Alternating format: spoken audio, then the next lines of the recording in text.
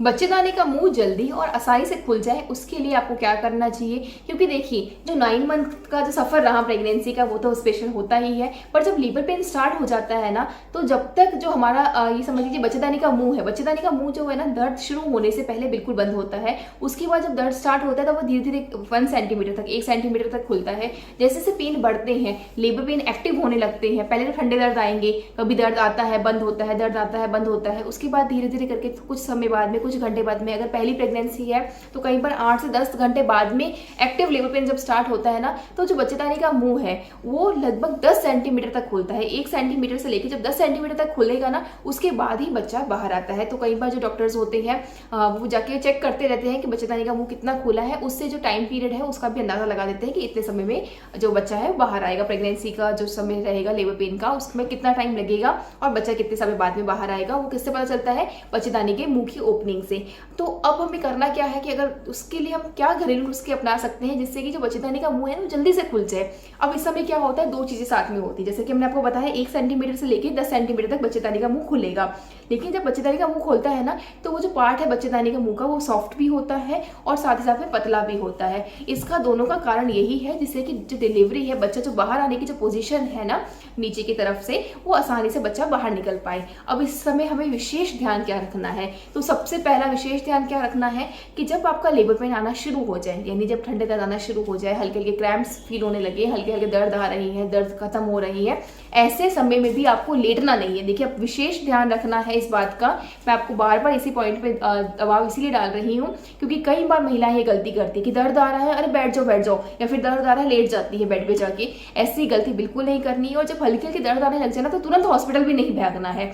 कुछ समय आप वेट कीजिए। देखिए अगर पहली डिलीवरी है, दर्द आएंगे, कुछ समय अगर आप घर पे व्यतीत करते हैं या फिर अगर आप हॉस्पिटल्स भी जाते हैं ना, तो हमारे पास कई पेशेंट्स हमें बताते हैं कि मैम हमारे साथ क्या किया था कि जैसे ग्लूकोज लगा दिया था या फिर किसी तरह से इंजेक्शन देके हमें बेड पे सुला दिया था कि अब आप वेट कीजिए एक्टिव लेबर पेन आने तक का।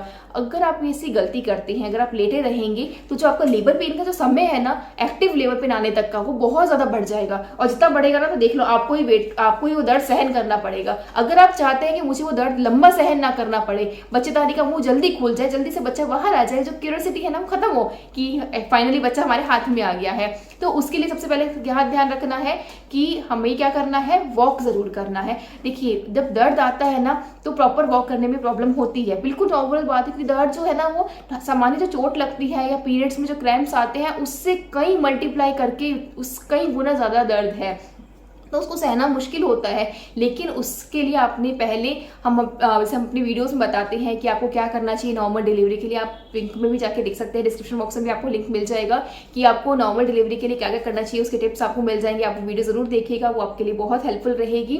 तो आपको योगा जो भी हमने आपको बताई थी, ब्रीदिंग एक्सरसाइजेस करनी चाहिए। तो इस समय भी क्या करना है, जब लेबर पेन आए, जब दर्द शुरू होना, क्योंकि देखिए ठंडे दर्द में क्या हुआ, एक बार जोर से दर्द आएगा, फिर दर्द वापस रुक जाएगा, फिर तेज दर्द आएगा, फिर दर्द रुक जाएगा। जैसे दर्द रुके ना, आप ब्रीदिंग एक्सरसाइज कीजिए, शांत रहिए, सांस को जैसे जो सांस लेना ना, इन आउट करना है ब्रीदिंग को, उस पर फोकस रखिए, स्ट्रेस फ्री रहिए। उस जो थोड़ा सा टाइम पीरियड मिलता है ना, उसमें अपने आप को स्ट्रेस फ्री करके रिलैक्स कर दीजिए। और जैसे दर्द आता है ना, पुश कीजिए, जैसे आप पुश करेंगे बच्चा नीचे की तरफ आएगा, जिससे क्या है, बच्चे की डिलीवरी भी आसानी से होगी और जो बच्चेदानी का मुंह है वो भी जल्दी से खुलेगा।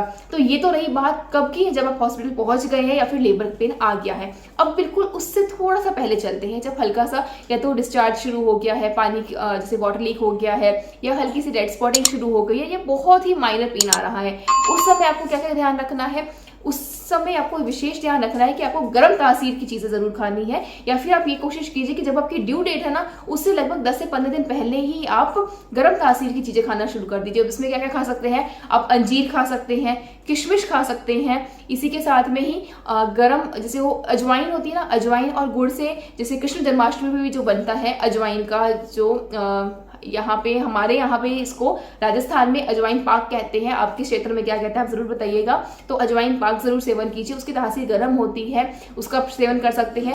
या फिर आप दूध में है ना खजूर को, जैसे खजूर के जो गुठलियां हैं उसको बाहर निकाल दीजिए, लगभग 4 से 5 खजूर को उबाल के, और उसको आप सेवन करा सकते हैं। खजूर सॉफ्ट हो जाते हैं तो उसको भी आप च्यूई करके चबा के खा सकते हैं और उस दूध को आप सेवन कीजिए, उससे भी बहुत अच्छा बेनिफिट मिलता है। हल्दी का दूध सेवन कर सकते हैं, दूध में केसर डाल के आप पी सकते हैं। तो इन सब जो गर्म तासीर की चीजों को ना आप सेवन कीजिए। और एक चीज और इस समय जो विशेष ध्यान रखना है ना वो ये है कि आप किसी भी तरह से कॉन्स्टिपेशन बिल्कुल ना होने दे। देखिए अगर कॉन्स्टिपेशन होगा, आंतों में मल जमा रहेगा, तो बच्चे का सर प्रॉपर नीचे नहीं आ पाएगा, जो ये कह लीजिए कि जो बच्चेदानी का मुंह है ना वो प्रॉपर नहीं खुल पाएगा। खुलेगा तो सही पर से समय लगेगा। अगर हमारी आंतें बिल्कुल साफ है, इसीलिए है ना जब हॉस्पिटल जाते हैं ना तो डॉक्टर्स एनिमा सबसे पहले लगा देते हैं। देखिए एनिमा लगाते हैं ना तो वो जब नीचे, जो सिर्फ नीचे की तरफ की आते हैं ना उसे ही क्लीन कर पा रही है, बाकी ऊपर तक जो मल जमा है ना उसको क्लीन कैसे करेंगे? उसको क्लीन आपको करना है, वो एनिमा से क्लीन नहीं हो पाएगा। उसके लिए आपको विशेष ध्यान रखना है कि थ्रू आउट पूरी प्रेगनेंसी आप अच्छा खाना खाइए, अच्छे फाइबर्स वाला खाना खाए, और स्पेशली 9th मंथ जब स्टार्ट हो जाए ना उस समय आप विशेष ध्यान रखें कि पानी का इंटेक ज्यादा रखें, गर्म पानी पीजिए। आप चाहे तो दिन में एक बार गर्म पानी में 1 गिलास गर्म पानी में 1 चम्मच शहद मिला के भी पी सकते हैं। गर्म तासीर की चीजें खाना शुरू कर सकते हैं। कब? जब आपकी ड्यू डेट हो, उससे सिर्फ 15 दिन पहले। उससे पहले आप 8th मंथ में तो स्पेशली बिल्कुल ध्यान रखें कि किसी भी तरह की कोई भी गर्म तासीर की चीजें बिल्कुल ना खाए। ये सब कब खाना है आपको? जब 9th मंथ का 10 दिन निकल जाए या ड्यू डेट के 15 दिन पहले, उस समय आपको इन चीजों का सेवन करना है।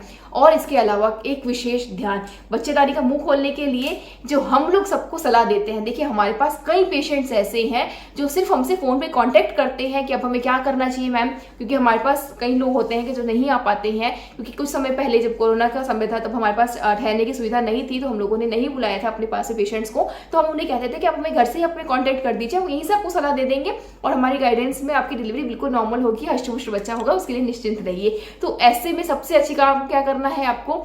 गर्म तासीर की चीजें भी ले ली, वॉक भी कर लिया, पेट साफ भी कर लिया। अब एक चीज ध्यान रखना है, जो अपनी देसी गौ माता होती है ना, उनके जो गोमे है, याद रखिएगा देसी गौ माता का ही गोमे लेना है। गोमे मतलब गोबर, या जैसे अब अगर कंफ्यूज हो रहे हैं आपको कि देसी गौ माता कौन सी है, जर्सी कौन सी है, तो उसका भी आपको वीडियो में डिस्क्रिप्शन बॉक्स में लिंक मिल जाएगा, आप उसमें जाके चेक कर सकते हैं। अदरवाइज आप हमें एक फोटो, क्योंकि जब लेबर पेन स्टार्ट हो गया है, आपके पास टाइम भी नहीं है कि वीडियो देख पाए, तो फिर आप एक काम कर सकते हैं, हम एक फोटो क्लिक करके भेज दीजिएगा इसी नंबर पे, व्हाट्सएप पे जो आप हेल्पलाइन नंबर देख पा रहे हैं स्क्रीन पे। हम आपको बता देंगे कि इस गौ माता का आप गोबर ले सकते हैं या नहीं। अदरवाइज पहले आप बात करते तो ज्यादा अच्छा रहेगा। तो क्या करना क्या है?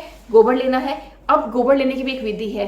देखिए सुबह सुबह जैसे पेन स्टार्ट हुआ है, देसी गौ माता लगभग हर 2-4 घंटे में गोबर करती ही हैं। तो गोबर को आप जो बांस की छाबड़ी होती है, बांस की टोकरी होती है, उसके अंदर कलेक्ट कीजिए। फर्श पे ना गिरा हुआ तो बहुत ही अच्छा है। इन एनी केस हमारे पास इमरजेंसी है और हम बांस की टोकरी में कलेक्ट नहीं कर पाए हैं, तो जो गिरा हुआ गोबर है उसकी ऊपरी परत से आप ले सकते हैं। तो फिर क्या करना है? गोबर लिया, उसके अंदर आधा ग्लास पानी लीजिए। अब देखिए गोबर कितना लेना है, सपोज जैसे एक हाथ के अंदर आ जाए, सपोज इतना क्वांटिटी में, एक बड़े से कटोरे के अंदर वो अच्छे से आ जाए, उसके अंदर आपको आधा से 1 गिलास पानी डालना है। आधा ग्लास डालिए, जितना पानी कम डालेंगे ना उतने अच्छे आपको रिजल्ट्स मिलेंगे।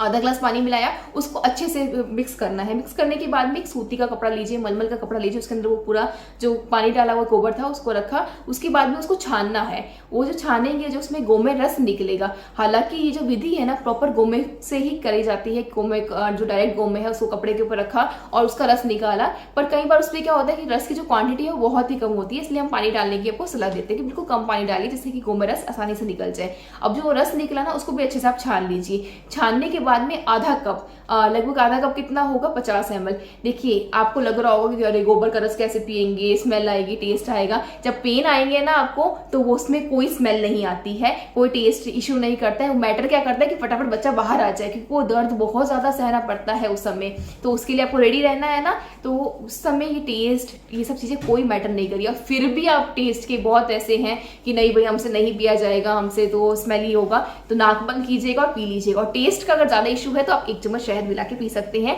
इतनी हम आपको छूट देते हैं। आप शहद मिला दीजिए, अदरवाइज आप गुड़ मिला के उसका सेवन कर सकते हैं। और विश्वास कीजिए कि पहले जब आपने पेन स्टार्ट हुआ, और अच्छा एक बात और ध्यान रखना है कि फॉल्स प्रेगनेंसी जो होती है उस समय आपको नहीं लेना है। ठंडे दर्द में भी आप इसको अवॉइड कीजिए। जब दर्द प्रॉपर आना शुरू हो जाए ना, ठंडे दर्द इन द सेंस कि जैसे एक बार पेन आया उसके बाद आधे घंटे तक पेन नहीं आ रहा है, इतना ज्यादा समय लग रहा है, तो उस समय आपको अवॉइड करना है। अगर कॉन्ट्रेक्शन आ रहा है, पेन आया, क्रैम्प्स आए और उसके जस्ट 10-15 सेकेंड बाद दूसरा पेन आ गया, दूसरा क्रैम्प आ गया, ऐसी कंडीशन अगर आपकी हो तब आप ले सकते हैं। इतना आप लीजिए, उसके बाद 1 घंटा वेट कीजिए। 1 घंटे बाद में आप वापस 50 ml का डोज ले सकते हैं।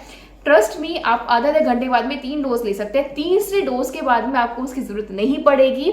और हमारे साथ कई एक्सपीरियंस ऐसे हैं, कई पेशेंट्स हमारे पास ऐसा एक्सपीरियंस शेयर किया है जिन्होंने फर्स्ट डिलीवरी में ना, मात्र जहां डॉक्टर्स ने कहा था कि जो हॉस्पिटल में एडमिट थे और उनको डॉक्टर्स ने कहा था कि अभी तो ठंडे दर्द है, टाइम लगेगा, लगभग 8-10 घंटे नॉर्मल बात होती है, उनका 2 से 3 घंटे में बच्चा बाहर था। और डॉक्टर्स तक जैसे शॉक्ड थे कि ऐसा कैसे पॉसिबल हो सकता है। तो बिल्कुल ये पॉसिबल है।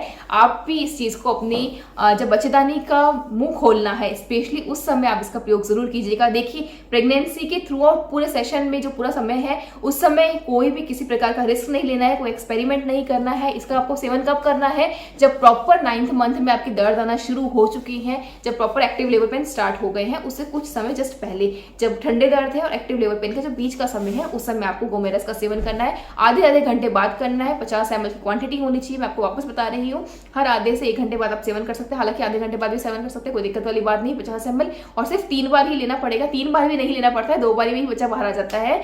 तो उसका आप जरूर सेवन कीजिएगा। और फिर भी कहीं कोई किसी भी तरह का डाउट है, आप हमारे संस्थान में संपर्क कर सकते हैं या हेल्पलाइन नंबर पर आप बात कर सकते हैं। इस वीडियो को अधिक से अधिक जरूर शेयर कीजिएगा, जिससे जो भी माताएं, बहनें या जो भी महिलाएं पहली बार प्रेगनेंसी को फेस कर रही हैं, जब पहली बार माँ बनने जा रही हैं, उनको भी ज़्यादा लेबर पेन ना सहना पड़े, उनको भी खुशी जल्दी से जल्दी मिल जाए और जो एक्साइटमेंट है ना, फटाफट बच्चा हाथ में आ जाए। तो उसके लिए क्या करना है, गोमेरस का सेवन किस तरह करना है, और इसके अलावा घरेलू नुस्खों में आप क्या क्या चीज़ें ले सकते हैं, वो भी हम आपको पूरे बता चुके हैं वीडियो में। तो वो सारी आप उन्हें सलाह ज़रूर दे सकते हैं। और एक बात और मैं आपको विशेष कहूँगी कि जब आप ये समझ लीजिए कि कुछ उन क्षणों का इंतजार कर रहे हैं ना कि आपका बच्चा आपके हाथ में हो, उस समय दर्द जरूर है, लेकिन आप में वो पावर है, आप में वो शक्ति है कि आप तभी आप माँ बन पाए ना, तभी आपने कंसीव किया है, 9 महीने की जर्नी को पूरा अच्छे से फेस किया है, अच्छे से ट्रैवल किया है। तो 9 महीने की जर्नी अगर आप इतने अच्छे से निकाल पाए हैं ना, तो उस दर्द को सहने की क्षमता भी आप में है। प्रकृति ने आपको अगर माँ बनने के लिए चुना है ना, तो आपको ये जो हिम्मत कह लीजिए, जो सहन शक्ति कह लीजिए, बिल्कुल आप में है। बस करना क्या है, उस समय जो है ना, अपनी ब्रीदिंग पे ध्यान रहना है, स्ट्रेस फ्री रहना है और उस मोमेंट की कल्पना करनी है। उस मोमेंट की कल्पना करनी है कि जब आपका बच्चा आपके हाथ में होगा, तो वो जो खुशी होगी वो तो आपको, मैं आपको नहीं बताऊं पाऊंगी, आपके लिए ज़्यादा अच्छे से डिस्क्राइब कर पाएंगे। तो उस चीज़ को फेस करते हुए किसी भी तरह का कोई स्ट्रेस नहीं लेना है। और फिर भी कहीं कोई डाउट हो, कहीं कोई प्रॉब्लम्स हो, कहीं भी कोई इंक्वायरी चाहते हैं, आप हमें कमेंट सेक्शन में पूछ सकते हैं। इस जो आप हेल्पलाइन नंबर आप देख पा रहे हैं स्क्रीन में, इस पर आप व्हाट्सएप कर सकते हैं, हमें कॉल कर सकते हैं। धन्यवाद दोस्तों। जय गौ माता, वंदे मातरम।